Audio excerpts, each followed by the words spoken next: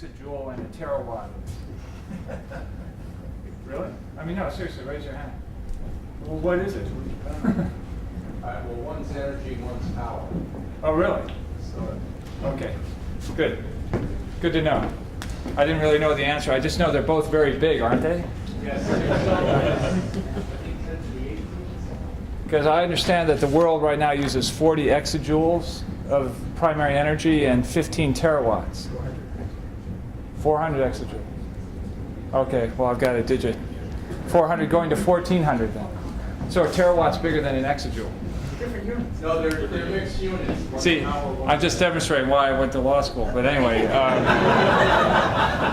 you probably wonder, you know, and I always feel insecure whenever the good dean invites me to this school. You know, I'm always embarrassed because I did actually go to this college, but I was over there at the Woodrow Wilson School, and I never actually stepped foot in the engineering school while I was here, and you can see that I obviously suffered for that. So, so anyway, thanks for having me, or thanks for having me here, Dean. I heard Professor Sokolow talk, who I have infinite respect for, and I actually don't know if you're part of that intergovernmental panel, but I hope someday you win the Nobel Prize for your work in the climate change area, because you deserve it. But I'm not an environmental scientist. He said you're going to hear from environmental scientists today. So you probably wonder why I am here. I guess I'm the designated industrialist that's here, because we're obviously part of the problem. And I like to think that at least possibly we're part of the solution. What I've tried to show on this slide is, you know, why you're listening to me. NRG is a company that owns power plants, and as you can see from the pie chart on the left, we own principally coal-fired power plants. And to me, what really reinforces how central we are to the problem of global warming, you know, our company and companies like us, what I've done here is sort of put NRG, if we were a sovereign country of the world, how much would our carbon emissions, where would we rank in terms of our anthropogenic carbon emissions? And you see, I'm glad to see that we're somewhere between Austria and Syria, but we definitely hit the top 50. To put it in a different context, if you compare us to companies, probably a lot of people in the room had never heard of NRG, which I don't blame you. We have no retail face. We don't have to be warm and cuddly like public service, PSE&G. We just own power plants, and up until a couple years ago, I was happy for no one to ever have heard of us. But everyone's heard of General Electric, and in an era where most of the industrial base of the United States has been exported to other countries, General Electric is still a company that actually makes things in the United States. And to give you a sense, General Electric in terms of market capitalization is probably 30 times larger than NRG. We have about a $10 billion market cap, and I haven't checked theirs recently, but I would guess they're in the 300 to 400 billion range. You know, what's $100 billion among friends? But GE, probably the biggest industrial company in the United States, emits, according to their calculations, somewhere between 10 and 12 million tons of carbon a year. Little NRG, based in Carnegie Center, you know, and Alexander Road in Princeton, emits 68 million tons a year. So you can see why we take this issue very seriously. Now, again, I think maybe Dean Poore invited me here because he thought I would be representative of the power industry. The first thing you have to understand is that I'm not typical of power industry executives. And you know, one of the things that I found now, because I'm actually spending a lot of time talking to other power industry executives about this issue, is that if you put a blindfold on me, I would and say, you know, what's a power company's position to be on global warming and what the government should do about it, I would ask these 4 questions about the power company. And if I had the answer to these four questions, I could pretty much tell you exactly what their public policy position is going to be. The first is, do they have a preponderance of coal-fired generation like we do, or are they, you know, for reasons of historical accident more than anything else, coal light, as we like to say in our industry? You should know that the incumbent utility of New Jersey, PSE&G, is a coal moderate. They're coal neutral. Then the second question is, when they're coal light, are they heavy natural gas or are they heavy nuclear? Because that will very much influence their point of view on one key issue. Then do they have a customer interface? Do they actually send the bill to your home?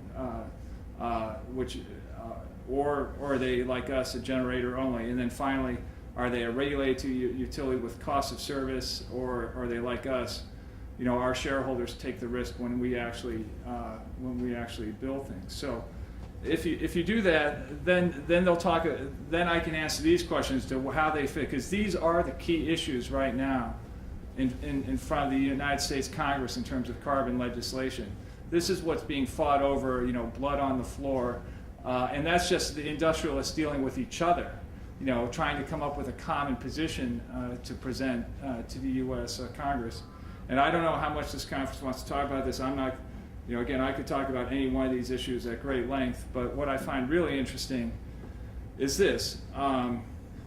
The power industry 12 months ago, the power industry in the United States is very non-concentrated. There's 60 power companies in the United States.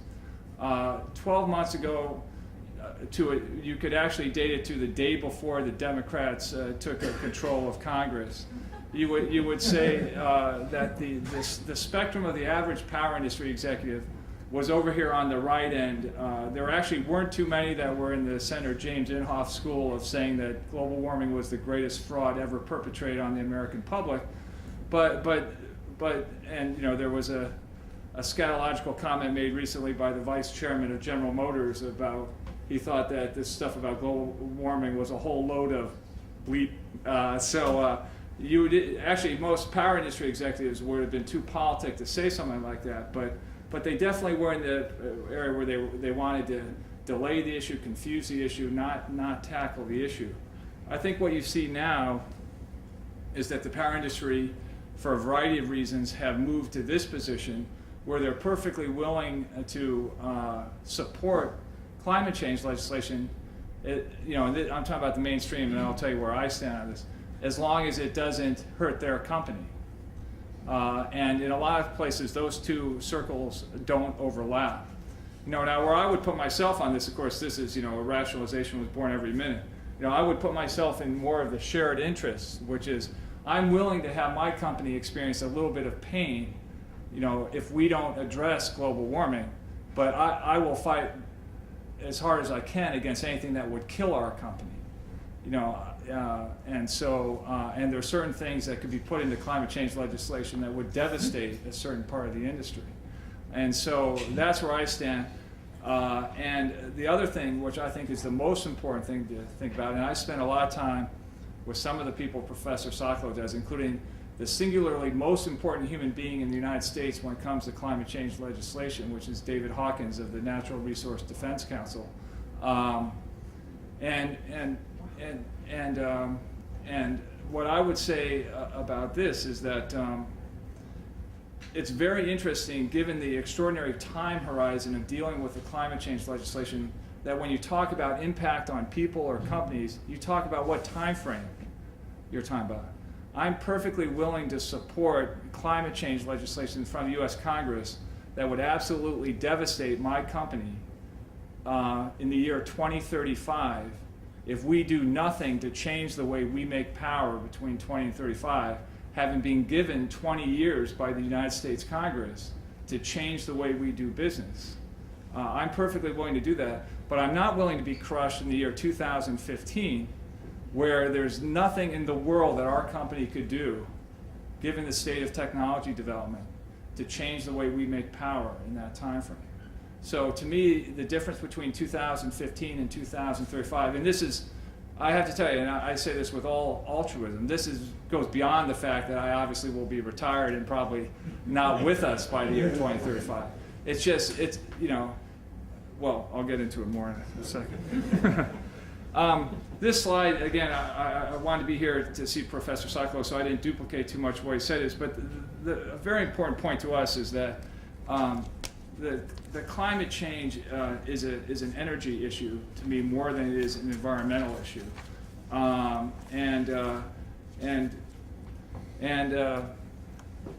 you know, to talk a little bit about well, what I'm really going to talk about is supply side solutions, in part because we're a supply side company. But again, I hear Professor Sokolow talk about efficiency and conservation, and to put it politely, I'm a much greater skeptic than he would be about that as a big part of the solution. And there are two main reasons for that. One is American society, the ethos of our whole society is based on consumption. And in the absence of immediate impact on the American public, and the fact that you can wear a short sleeve shirt, in January in New Jersey, to me, my kids were very pleased to go off to school. The fact that it means that global ice caps are melting and things like that, that's a little bit beyond their point of view. But I mean, let's just take the recent action of the United States Congress. Everyone's concerned about economic recession. In February, and maybe the first act of cooperation between the Republicans and the Democrats in 3 years, they pass an economic stimulus package. That economic stimulus package might have been called a carbon stimulus package. When the United States injects when the United States government injects $500 billion back in the economy, they don't want people to go for a walk in the woods. They want people to go out and buy something that it took carbon emissions to create. And so first of all, I'm very skeptical that in general terms, in terms of solving this problem, we can get the American public to do it, number one. And number two, of course, the obvious thing is, we could turn Americans into the leanest, greenest carbon machines, or carbon non-machines in the world, and it doesn't do anything about the fact that the Chinese are building 3 coal-fired power plants every week. Now, on the right-hand slide, certainly, to me, the United States, if we reverse this extraordinarily wasteful carbon intensity of the average American, then maybe the rest of the world who's aspiring to achieve the American dream will become less carbon intensive themselves. But the natural state of things is that there's a direct correlation between energy usage and wealth.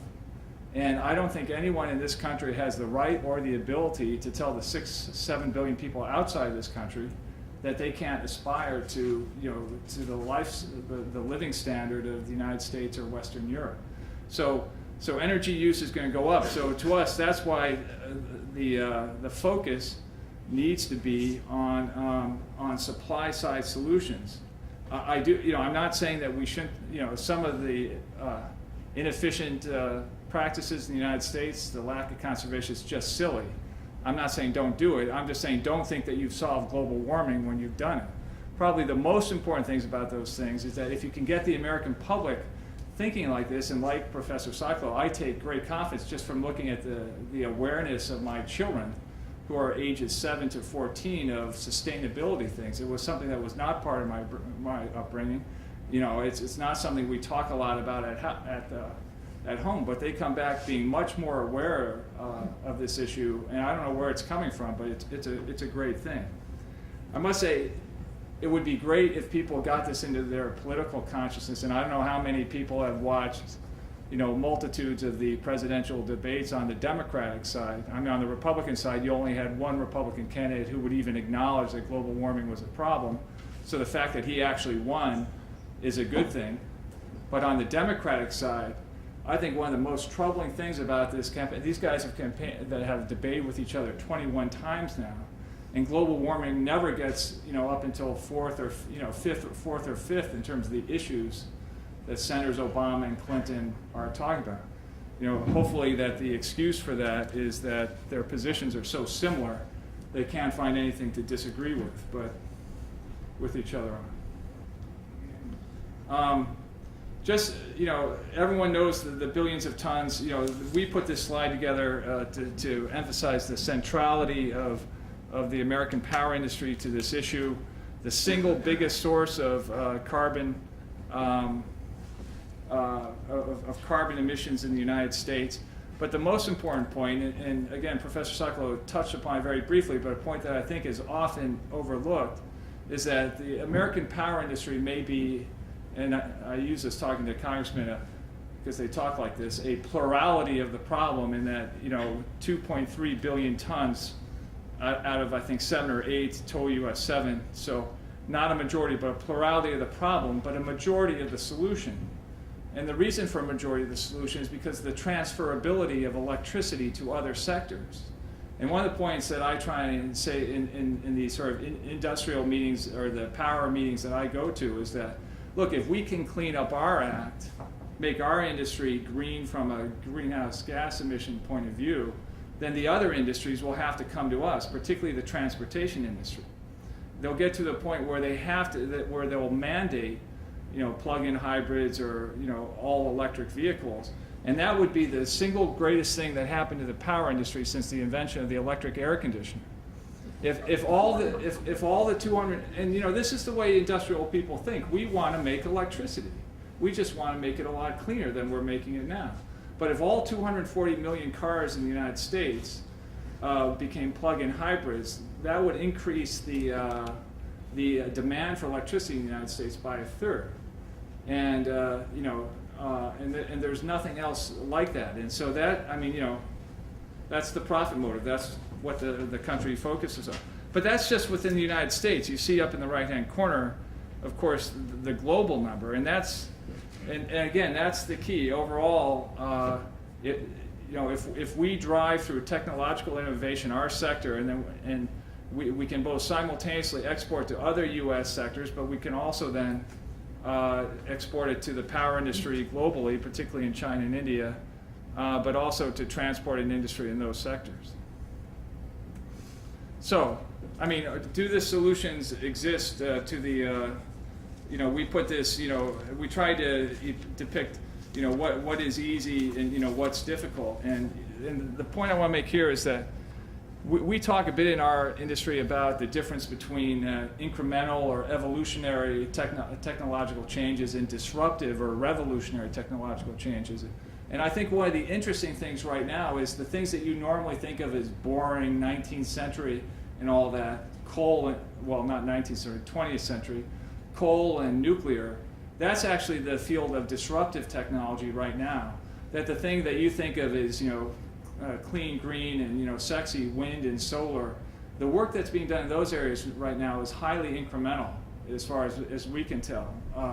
In terms of, we want the photovoltaic panel to be a little bigger and a little cheaper and all that, but none of those things move the needles. The things that's going to move the needle are the clean coal and the advanced nuclear, and we're doing some work in both, which I'll talk to about. Now, let me just put this slide on the board and I want to tell you that NRG is the proud owner of a wind farm company, and we announced our first wind farm in West Texas about 3 weeks ago. A project that we're putting together, 150 megawatts, 50-50 joint venture with British Petroleum. But the thing that's interesting to me about this slide is that I stole this slide, which you guys can't do at Princeton, but we can do this in the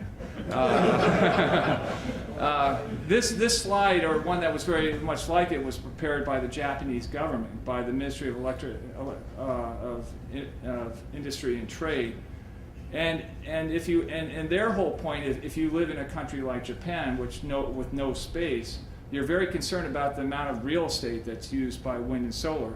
When they did it, they actually had what would you have to do to the urban area of Tokyo in terms of wind farms and solar in order to match one nuclear project. But I changed it to Manhattan because I thought that would resonate a little bit more. But the important thing is, we're blessed here with this continent that, even with 300 million people is relatively non-population intensive. But there are huge parts of the world, they just don't have the land for wind and solar. And at the risk of mentioning another institution of higher learning, possibly, I was listening to an MIT professor speak on this topic, and I'm actually very interested if someone can rebut this, but he was making the argument in terms of wind power, looking at the year 2100. He said, to be a serious energy solution in the year 2100, let's posit that you need to provide 10% of the primary energy of the world. Then he showed her the map of the world and showed how much of the world would have to be covered by wind turbines, to provide 10% of the primary energy. And then he said something which, even a Woodrow Wilson School student knew, which was that remembering that energy cannot be created or destroyed, it can only be converted. He said that the actual wind plays a major role in cooling the Earth's surface. and that the average wind turbine apparently works at 25% efficiency. So you've taken 25% of the kinetic energy or whatever wind energy is and turned it into electric energy. And he said, based on the MIT computer model, that just removing 25% of the wind from all these places would itself raise the temperature of the surface of the Earth by 2 degrees centigrade.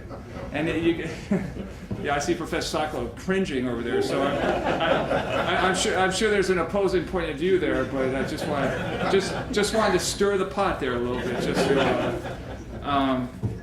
Okay, so the importance of government policy. You know, I may not be an engineer, but I am a keen student of American history, and I've thought a lot about the solution, or how we get a solution to the global warming issue. And I think, you know, the quote about "never have so few had to try and impact the behavior of so many."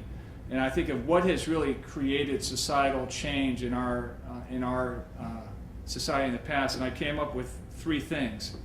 And if you go back and think about it, almost any great change came to one of these 3. And as I thought about, you know, multiple guess questions, you know, SATs and all that. If I were taking the test and I was given these 3 choices, I'd hit button number 3.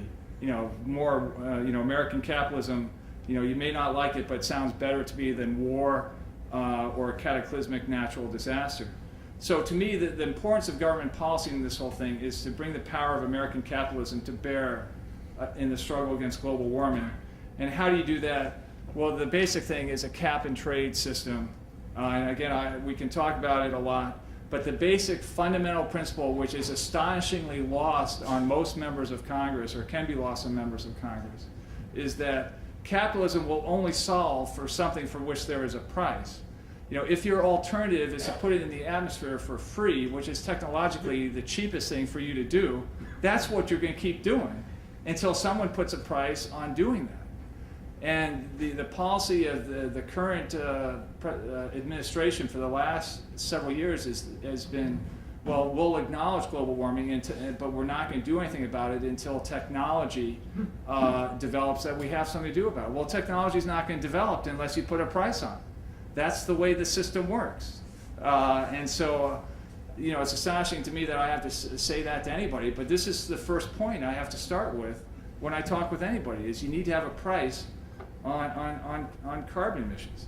You know, as a cap and trade system versus, you know, the alternative, which is a carbon tax, please keep in mind that whenever anyone mentions carbon tax, and most likely what they're trying to do is derail the solution, because the word tax, even among Democrats in Washington, is the 3rd rail of American politics.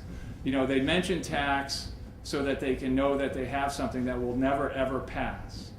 So, so just keep in mind that the cap and trade system, we shouldn't even have to debate this. You know, we've been down this path with acid rain in the Clean Air Act of 1990, and you can see, you know, the curve, the slope of the SOX line may not look that great to you, but if you compare it to the way electricity output has occurred since 1990, that's big. And the other important point, because this is a huge point as we talk about global warming, is you look at the cost of compliance in the lower right-hand corner. You know, in nominal, keep in mind that these are nominal dollars. So $550 a ton in 1991. You know, forget inflation, in dollars of the day, 2008, $250 a ton to remove sulfur from the atmosphere. So this, you know, I probably won't, you know, I've already actually made the point about, you know, sort of starting slow, long runway, big carrot, big stick. This is a slide I used when talking to Congress. Now, this is the big risk here, and this is a very important point, is that to me, the one legitimate argument that people who are pursuing it, or who want a, you know, a go slow approach on, is the fact that if you try and push the change in our industry, you know, away from coal-fired generation, which what we call the fuel switching conundrum, because there are plenty of natural gas-fired plants in the United States that could pick up the slack if you tried to drive coal-fired plants out of existence. The problem is there's not enough natural gas in the United States. And the double problem is that electricity rates in most parts of the country, including the Northeast, Texas, and California, where there are a lot of people, are directly correlated to natural gas prices, because natural gas is already the biggest source of fuel for that electricity. Beyond that, in this part of the country, a lot of people use natural gas to heat their homes. So what you see, if you look at the graph on the right, is that we now have a situation where total energy spending for the average American consumer as a percentage of their total disposable income is reaching the levels that it was at the time of the second oil crisis of 1979, which is close to 8% of people's income. That's a huge issue politically. And don't believe that members of Congress, no matter how much they believe in global warming, are gonna crush their constituents now in order to save the Earth 50 years from now. It's just not gonna happen. Get it out of your mind. Won't happen. So to me, if we're gonna get anything passed, apart from the fact that it would be nice to have a president and a vice president of the United States that actually believed, and it seems that we'll get that next time, you actually need a consortium of these four groups, liberals and environmentalists, which as an industrialist we often lump in one group, at least part of the industrial community, and I could go on at great lengths to tell you why power companies are extremely powerful in Washington. Extremely powerful. I mean, not a poor little company like us based in Princeton, but someone who's sending a bill to every constituent, every day, and particularly in I always get blue states and red states mixed up, but the South is red, right? Is that, yeah, red states, particularly in red states, it's going to be very difficult to get something passed that doesn't have at least part of the industrial community on side. And then there's some moderate skeptics that I think that need to be sold on it, but they believe in green collar jobs. They believe in the idea that this could be an export industry for us. And they also believe the argument that diversifying away from fossil fuels reduces the country's dependence on Middle East hydrocarbons. Finally, in terms of government policy, there's another area that I think is little talked about that we think a lot about, is that we think, and you all as related to the university probably disagree with this, from where we sit, it seems that the government does a pretty good job of understanding how to support research and development. But what they don't do at all, which we think that they're going to need to do if they want to really solve this problem, within one generation, is get into the next two stages. Some more people are using this term RD, D&D, but the demonstration stage and the deployment stage. And I'll talk about that in the context of the nuclear industry, but that's the part where we play, is that we don't get involved in original R&D. When people in our industry sort of want to test something at like a 1 megawatt size, we don't really get involved in that.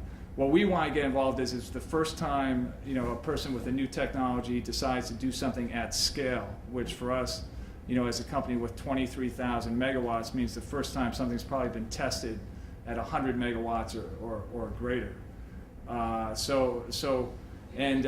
And whether you're talking clean coal, nuclear, or whatever, that's the area where the government doesn't get involved. They just wait for the private sector to sort of do it.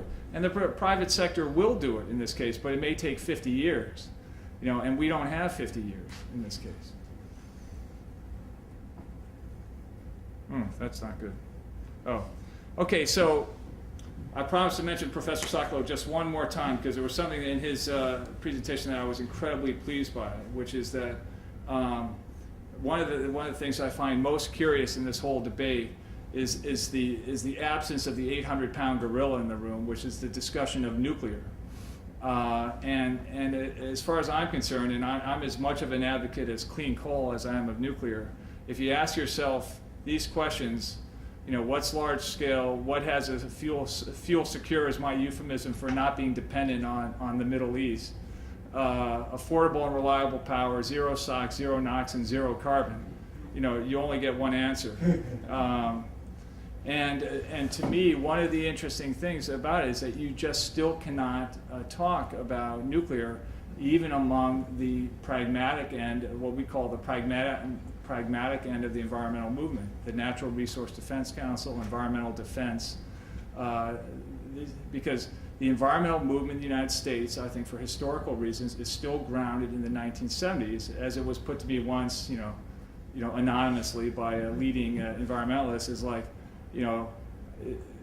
he said, look, I understand why we have to consider nuclear, but if you ask me to stand next to you when you announce a nuclear plant, I'll lose all of my funding sources, because most of the people in the environmental movement started in the 1970s as anti-nuclear. So, but the fact is that the issue of nuclear waste is not an issue to take lightly, but since Professor Sokolow has already talked about dry cask storage, I don't need to talk about it as a solution that can bridge us 100 years out. And we have 100 years to sort of come up with better nuclear waste solutions. I feel we don't have 100 years to deal with the issue of global warming. So the point I had sort of danced around is we actually are the first company to file an application for a new nuclear plant in the United States since 1979. We filed that application in September this year, September 29th.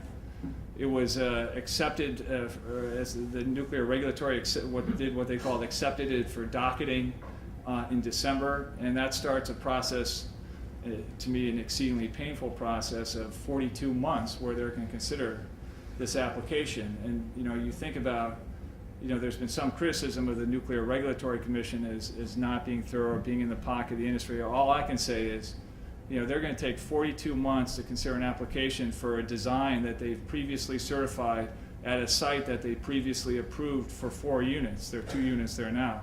I think they're doing a very thorough job. But just to give you an idea of what this involves, again, we've spent $100 million to date to produce the application for this plant. That's $100 million of our shareholders' money,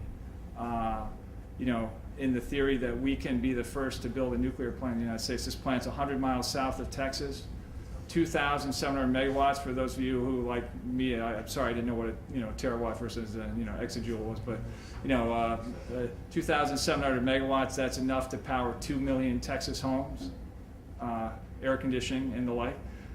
So this is a very, very big facility. It'd be about $7 billion in current dollars when it applies. So an important step from our perspective. So that's probably the most important thing in terms of what we're doing. I could go back and we have this integrated policy. When we first sort of became sensitized to the carbon issue, which was actually relatively late compared to some people. Just a couple years ago, we started with some carbon principles because we thought, I'm a believer that a corporation, to you it may be just some sort of unfeeling, unthinking, unseen thing, but to me a corporation has to have a soul, and we had to stand for something on this issue. So we articulated these principles, and then we came up with this strategy on the right, which is based on really the twin towers of nuclear and clean coal. Some wind, interest in renewables, but quite frankly, a sideshow, and that we also wanted to have standing to influence the way the policy came down. We've talked about the policy before. One of the things we did, recognizing that we're only the 10th largest American power company, much less other types of companies, we joined 2 industry groups. 5 minutes. Okay, 2 industry groups, US CAP. And if you look at the companies, I don't know if you can see it, but the companies in blue are the U.S. Climate Action Partnership. 30 major American corporations, all bigger than us, 4 major environmental groups, plus the Pew Center. And it's just really astonishing to think that we're, first time in my lifetime I've seen a situation where 30 major American corporations have gone to Washington. And I sat in a meeting with these CEOs at the White House and heard Jeff Immelt of General Electric say, "Please regulate us now." And so trying to expand our influence by being part of these groups. but we're also moving, and I mentioned nuclear before. We're also looking at clean coal, pre-combustion carbon capture. We have an award from the state of New York in terms of building an IGCC plant, but quite frankly, it's exceedingly expensive. No one is going to actually buy off on this until there's a price of carbon in the United States, and even then it'll need some more help from the government. We've also announced what we believe will be the largest post-combustion carbon capture. It's a non-chilled ammonia-based process. Be 125 megawatts at the Parrish plant, which is a traditional coal plant, also in Texas, the second largest coal plant in the United States. Post-combustion carbon capture has enormous potential because, of course, you can retrofit it on the several hundred traditional plants in the United States. It all comes down to carbon sequestration, quite frankly, because if we're going to spend all this money separating the carbon, and it's expensive, you got to put it to some place. It doesn't, if you have a clean stream of carbon, just venting in the atmosphere is, that's not really helping anything. So, I'd love to talk about carbon sequestration, but just get to know the word CCS, carbon capture and sequestration, because this is something that Congress has to focus on in terms of encouraging this as part of the new legislation. There's a lot of, we talk about not in my backyard syndrome, and when it comes to carbon sequestration, they call it, instead of NIMBY, they call it NUMBY, not under my backyard. But there are a lot of concerns, a lot of ways of scaring people with respect to injecting carbon into the earth, and as far as we can tell in terms of the studies we've done, it's not such a big issue. We're also doing wind. We're also doing something called plasma gasification. I understand that plasma is the fourth state of matter. I don't really know what that means, but I do know it's extremely hot, and it's a great source of non-combusting, plasmifying various forms of biomass.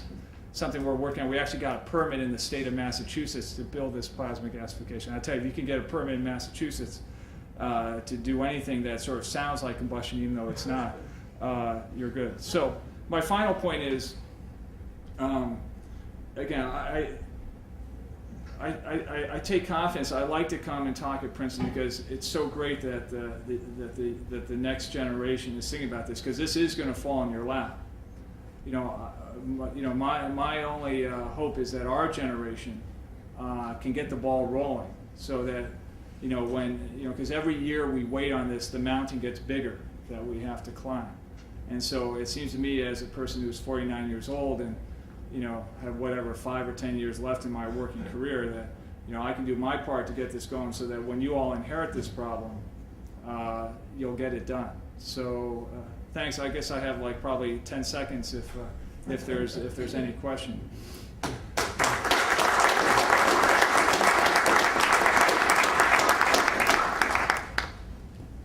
No questions? Good. Oh. So the post-combustion capture, what's the estimated cost range for that? You said the IGCC is expensive. A couple years ago I had heard cost estimates for that of an extra 20 to 30% over the current cost. For pre-combustion, for IGCC? Right. Yeah, I mean that's good. But right now that's 20% just to capture the carbon. I think the cost of sequestration would be on top of it. But it should come down to be about 20% in excess. So that'd be $20 or $30 if you're looking for a price of carbon. But that's an aspiration to get to 20 or 30. The first one's probably going to be 50 to 70. And it's a little early for me to tell you the post-combustion carbon capture. But getting back to why we need a price on carbon, building an IGCC plant to capture carbon, in addition to capturing carbon, you are producing 600 or 700 megawatts of power that you could sell on the grid.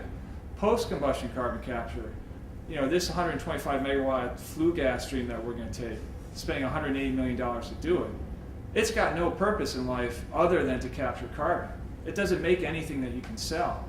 So, unless it just gets massive amounts of government help, basically unless the government pays for it, there's no way that the capitalist system would go forward with this project. So again, just another reason why we have to get a price of carbon as quickly as possible.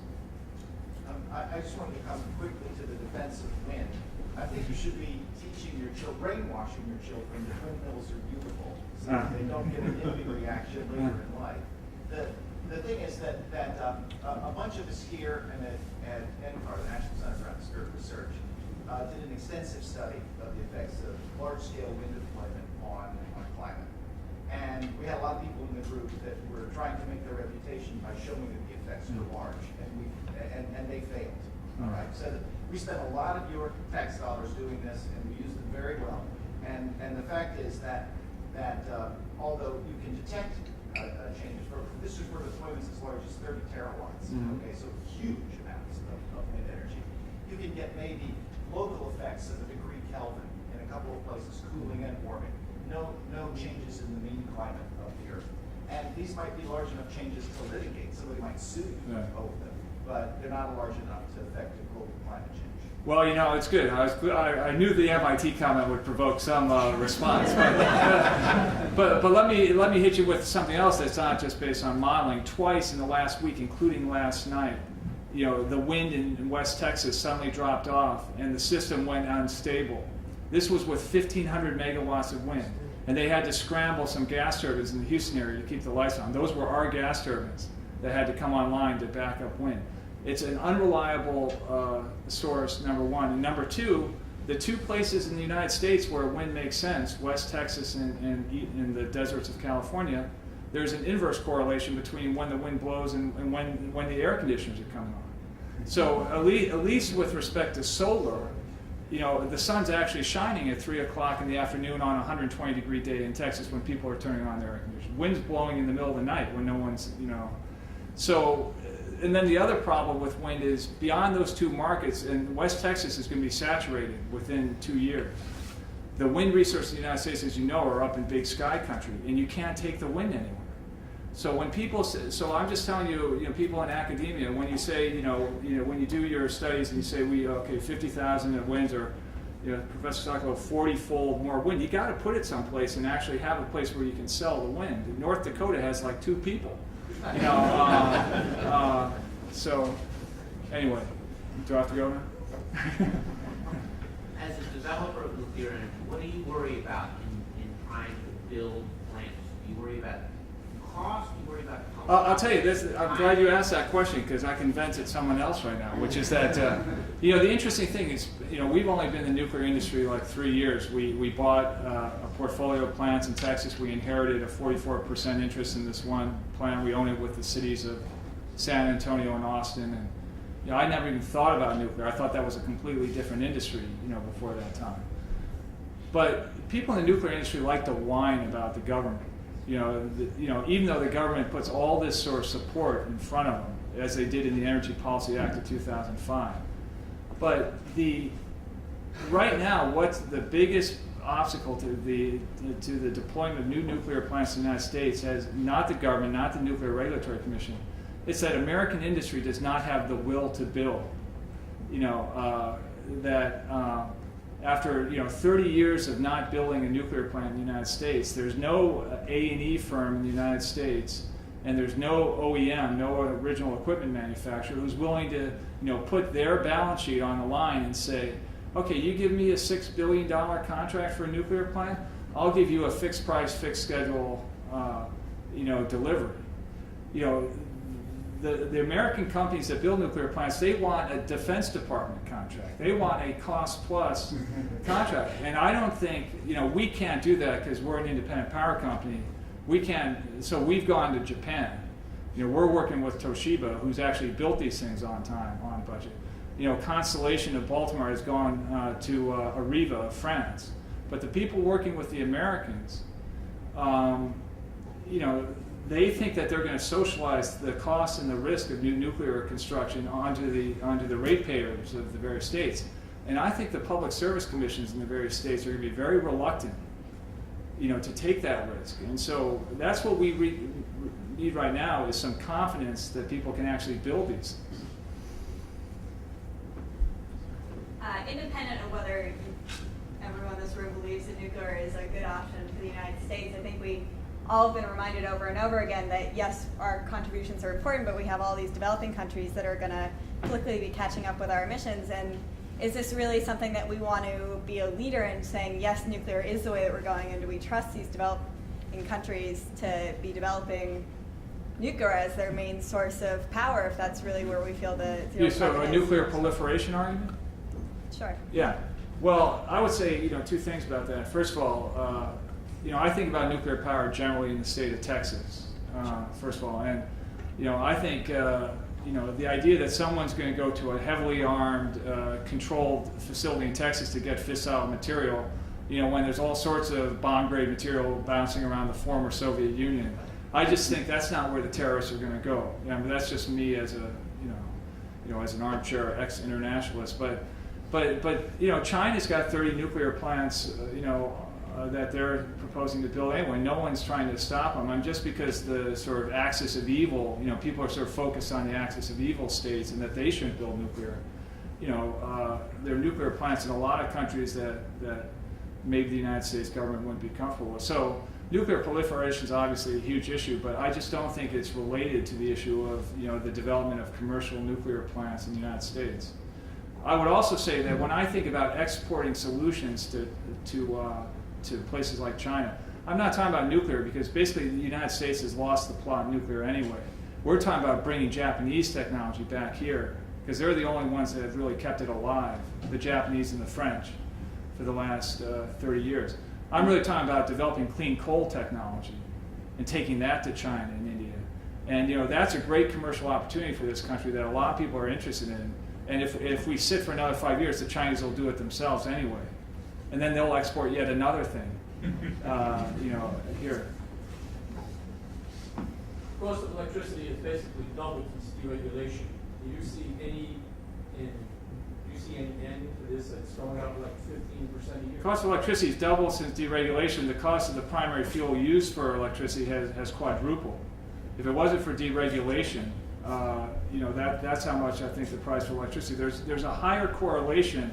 If you look at this, for people who don't follow the deregulation sort of traditional integrated utility model in the United States, the country is half deregulated and half regulated. And again, it sort of divides along red-blue lines, except for the fact that Texas is deregulated.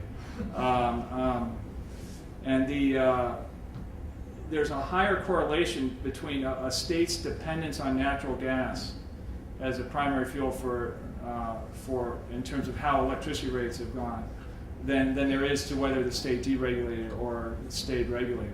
And so, natural gas prices, when I started, and the last construction cycle in the power industry, 1998 to 2002, this country built 200,000 megawatts of gas-fired generation, which is equal to the installed capacity of Japan. An enormous achievement, and it turned out to be too much, and companies went bankrupt at the shareholders' risk, not at the ratepayers' risk. But all those plants were predicated on the idea that gas would stay in the $2 to $3 per million BTU range, which is what gas had been for 20 years. Gas right now, as of this morning, was $9.20, so it's gone up 300%. The BTU parity between gas and oil, is roughly 6. So if you see that oil, which is I think at $101 a barrel today, gas $9 times 6, $54. Gas is still half as cheap as oil on a BTU equivalence basis. The market right now is raging. I mean, literally as we speak, with the back end people selling 2010 to 2013 gas. People are expecting convergence of natural gas with oil towards a 70% mark. That means gas is going to go up into double digits. And this is, this has nothing to do with global warming. This is just straight economics. And people's electricity bills are going to go up. And so policymakers have to look at adding a carbon cost on top of that. It's not the best environment to be hitting the American public, with more costs. So, I mean, I know I gotta go, but is there a more positive note that I could answer? Does anyone have a question with like an uplifting like or anything? You're doing a great job. So anyway, thank you very much.